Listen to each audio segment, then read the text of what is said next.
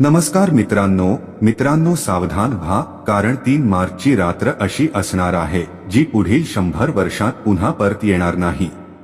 आकाशात एक भयावह आणि चमत्कारी खेळ घडणार आहे जो पाहून मोठमोठ्या ज्योतिषांच्याही कपाळावर घाम फुटेल। 100 वर्षांनंतर असा महासंयोग तयार होत आहे की राहू आणि केतूची काळी सावली चंद्राला पूर्णपणे ग्रासण्यासाठी सज्ज आहे। पण या भीषण अंधाराच्या मध्यभागी 5 राशींसाठी कुबेराचा खजिना उघडणार आहे। होय भक्तांनो, तुम्ही अगदी बरोबर ऐकले। रातोरात नशीब बदलणे ही फक्त एक म्हण नाही, तर या 5 राशींच्या जीवनातील ती सत्यता ठरणार आहे की ज्यामुळे त्यांच्या शत्रूंनाही डोळ्यातून रक्ताचे अश्रू येतील। पण सावधान, जर तुमची रास या 5 राशींमध्ये असेल तर आनंद साजरा करण्याआधी एक मोठे रहस्य जाणून घेणे तुमच्यासाठी जीवनमरणाचा प्रश्न ठरू शकतो। या 5 राशींमध्ये चौथ्या राशीबरोबर काहीतरी असे घडणार आहे जे इतिहासात कदाचित कधी झाले नसेल। त्या राशीच्या जातकांना भरभरून धनप्राप्ती होईल। पण जर ग्रहणाच्या वेळी लोक नेहमी करतात ती छोटीशी चूक त्यांनी केली तर ते सर्व धन मातीमोल होईल। म्हणून तुमच्या राशीचे नाव ऐकण्यासाठी धैर्य ठेवा, कारण ब्रह्मांडाचे हे चक्र तुमच्या जीवनाची दिशा पूर्णपणे बदलू शकतो। आजच्या या व्हिडिओमध्ये कोणतीही माहिती अपुरी राहणार नाही, म्हणून मन शांत ठेवा आणि या रहस्यमय ब्रह्मांडाच्या प्रवासात माझ्यासोबत खोलवर चला। चंद्रग्रहण ही साधी खगोलीय घटना नाही।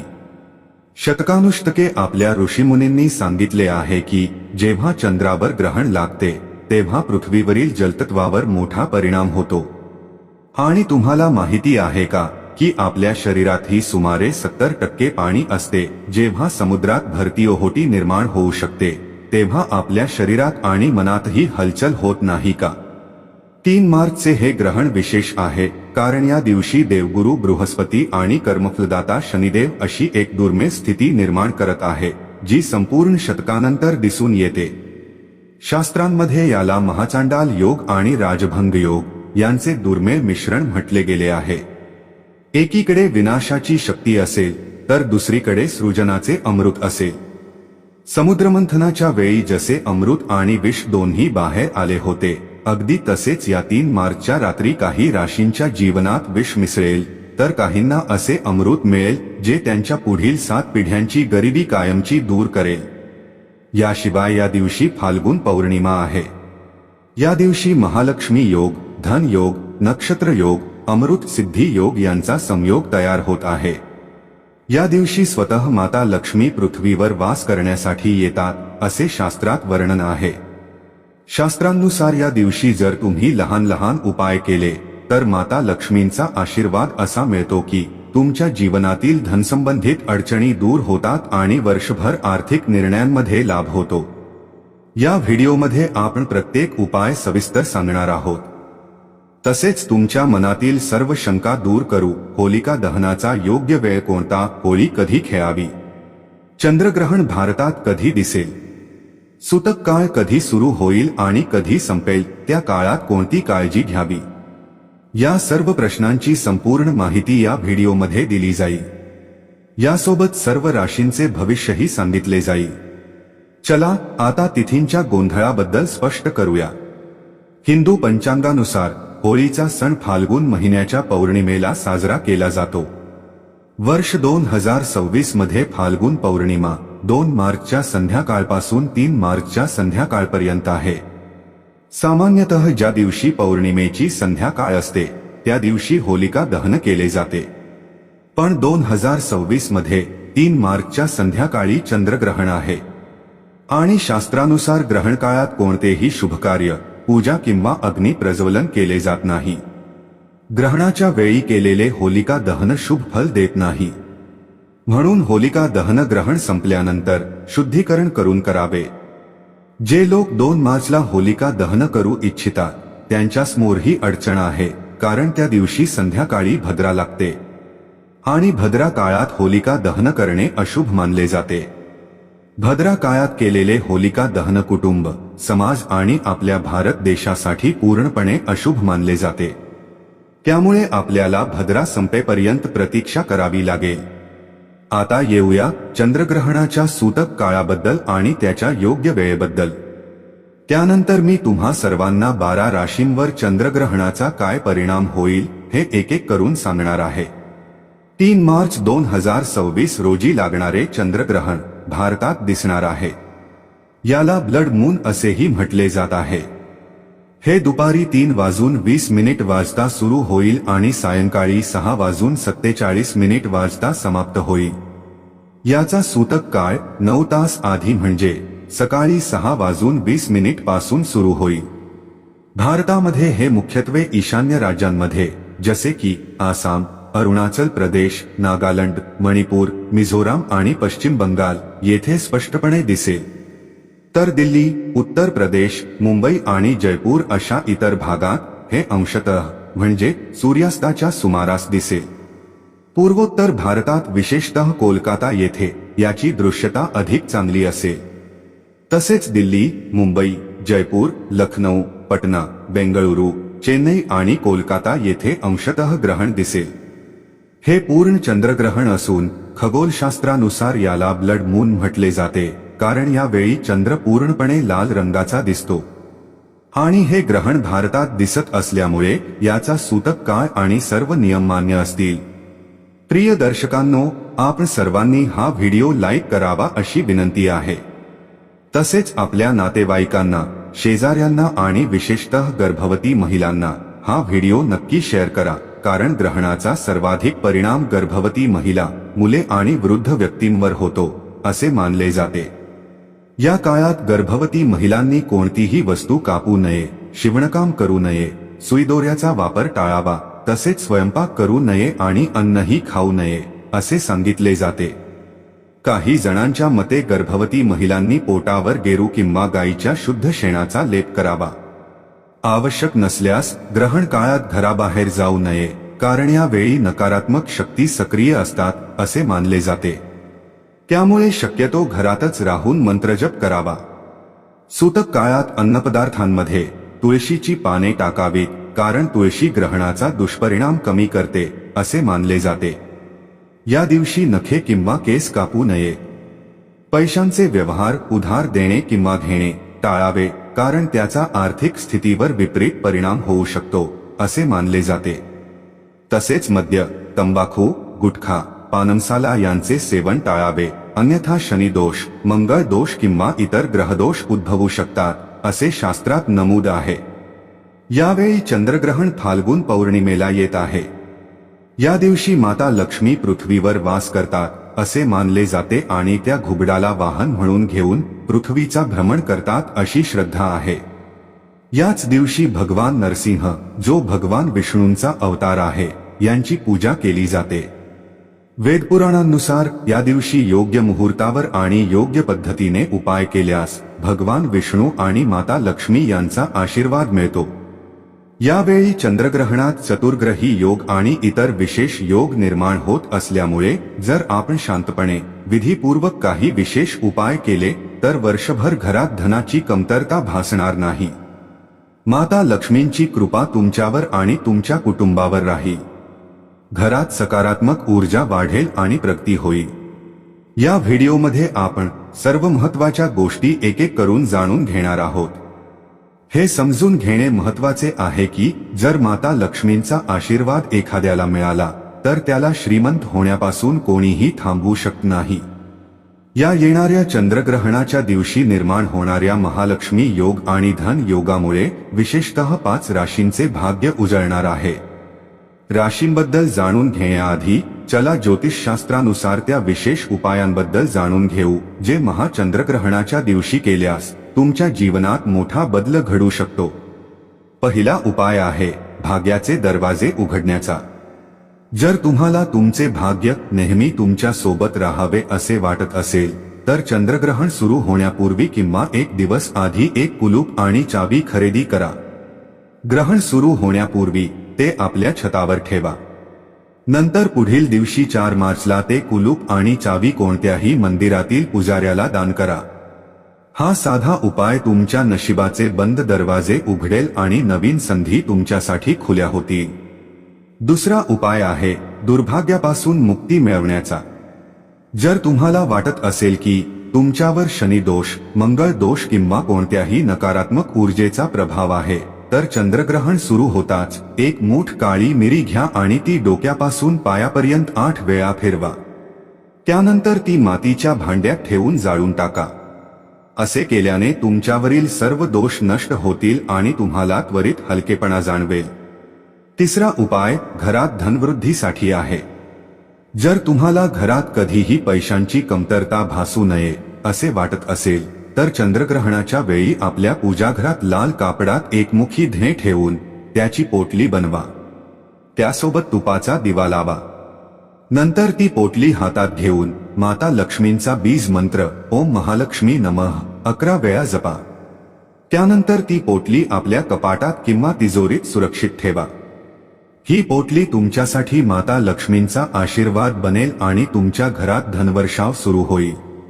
प्रिय भक्तांनो, जेव्हा चंद्रग्रहणासारखी विशेष आकाशीय घटना घडते, तेव्हा शास्त्रांमध्ये सांगितले आहे की त्या दिवशी काही विशेष लहान उपाय अवश्य करावे.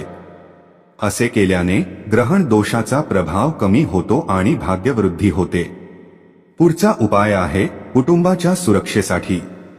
जर तुम्हाला तुमच्या कुटुंबावर कोणतेही संकट येऊ नये असे वाटत असेल, तर चंद्रग्रहण सुरू होण्यापूर्वी घराच्या अंगणात किंवा मुख्य दरवाजाजवळ एक दिवा लावा. त्या दिव्यात तिळाचे तेल घाला आणि त्यात 2 लवंगा टाकून तो प्रज्वलित करा. चंद्रग्रहण संपल्यानंतर तो दिवा पिंपळ किंवा वडाच्या झाडाखाली ठेवा. हा उपाय तुमच्या कुटुंबाला ग्रहण दोषापासून वाचवेल आणि सकारात्मक ऊर्जा देईल. जर तुमच्या घरात कोणी व्यक्ती दीर्घकाळापासून आजारी असेल, तर चंद्रग्रहण सुरू झाल्यानंतर एक मूठ काळी लवंग घ्या आणि त्या आजारी व्यक्तीच्या डोक्यापासून पायापर्यंत 8 वेळा फिरवा. नंतर ती लवंग लाल कापडात बांधा. पुढील दिवशी 4 मार्चला ती पोटली कोणत्याही मंदिराबाहेर बसलेल्या भिक्षुकाला दान करा. असे केल्याने त्या व्यक्तीवरील नकारात्मक ऊर्जा दूर जाईल आणि आरोग्यात सुधारणा होईल. तंत्रशास्त्रात लिहिले आहे की होळीच्या दिवशी लागलेल्या चंद्रग्रहणाच्या वेळी हा उपाय केल्यास तो निष्फळ जात नाही. आता जाणून घेऊया की या ग्रहणाचा सर्व राशींवर काय परिणाम होणार आहे. हे चंद्रग्रहण विशेषतः 6 राशींसाठी भाग्य परिवर्तन घेऊन आले आहे. भाग्याचे दरवाजे उघडण्यासाठी तयार आहे. भगवान भोलेनाथांचा विशेष आशीर्वाद या राशींवर बरसणार आहे. त्यांच्या जीवनातील दुःख, कष्ट आणि वेदना संपतील. धन, सुख आणि समृद्धीची वर्षाव निश्चित आहे. या भाग्यशाली राशी कोणत्या आहेत हे मी सांगणार आहे. पण त्याआधी एक विनंती, कमेंट बॉक्समध्ये हर हर महादेव आणि ओम नमः शिवाय जरूर लिहा, जेणेकरून या चंद्रग्रहणाचा नकारात्मक परिणाम तुमच्यावर होणार नाही. ही साधी व्हिडिओ समजू नका, कारण ही एकच माहिती तुमच्या संपूर्ण 2026 वर्षाचे चित्र बदलू शकते.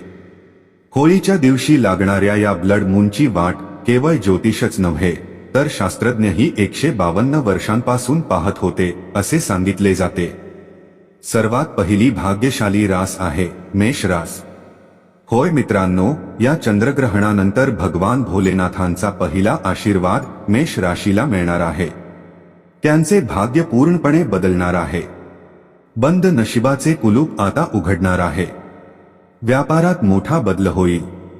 मेष राशीचा जो व्यवसाय बंद पडला होता, तो या चंद्रग्रहणानंतर पुन्हा सुरू होईल. तुम्ही स्वतः अनुभव घ्याल की जो व्यवसाय ठप्प झाला होता, तो आता वेगाने वाढेल. भगवान भोलेनाथांची कृपा तुमच्यावर असेल आणि जीवनातील नवीन मार्ग खुले होतील. ज्या ज्या ठिकाणाहून तुम्हाला धनप्राप्ती होऊ शकते, त्या सर्व ठिकाणाहून पैसा येऊ लागेल. तुमचे शत्रूही तुमच्याशी मैत्री करू इच्छितील. तुमच्या जीवनात इतके धन येईल की त्याची वाढ तुम्हाला सांभाळणे कठीण जाईल. जर या चंद्रग्रहणानंतर तुम्ही नवीन व्यवसाय सुरू करण्याचा विचार करत असाल, तर तुम्हाला नक्कीच यश मिळेल. धनाचा लाभ होणारच. भगवान भोलेनाथांच्या कृपेने तुम्हाला मानसिक शांतताही मिळेल आणि चंद्रग्रहणानंतर प्रत्येक क्षेत्रात प्रगती दिसेल. ज्योतिष आणि वैदिक अध्ययनानुसार या चंद्रग्रहणानंतर मेष राशीच्या लोकांना समाजात मानसन्मान मिळेल आणि तुमच्या प्रतिष्ठेत वाढ होईल. समाजातील तुमचा सन्मान वाढेलच, तसेच पुढील काळात तुम्हाला अनेक संधी मिळतील ज्यामुळे तुमच्या जीवनात पूर्णपणे बदल घडेल. एकूणच चंद्रग्रहणानंतर मेष राशीवाल्यांची तर चांगलीच भरभराट होणार आहे. तुम्ही सर्वांनी मिठाई घेऊन तयार राहा. या चंद्रग्रहणानंतर प्रत्येक सोमवारी भगवान भोलेनाथांच्या मंदिरात जाऊन एक लोटा गंगाजल शिवलिंगावर अर्पण करा. त्यामुळे नवग्रहांची साथही तुम्हाला मिळू लागेल. मित्रांनो, दुसरी अद्भुत आणि आनंद देणारी रास आहे मिथुन रास. मिथुन राशीवाल्यांसाठी स्पष्ट सांगितले जात आहे की या चंद्रग्रहणानंतर तुम्हाला नोकरी मिळू शकते. आणि जर तुम्ही आधीपासून नोकरीत असाल तर निश्चितच पदोन्नती मिळेल. दीर्घकाळापासून दुर्भाग्यामुळे जे काम अडकले होते ते ग्रहणानंतर आपोआप पूर्ण होऊ लागतील. तुमच्या भाग्याचे दरवाजे आता उघडणार आहे.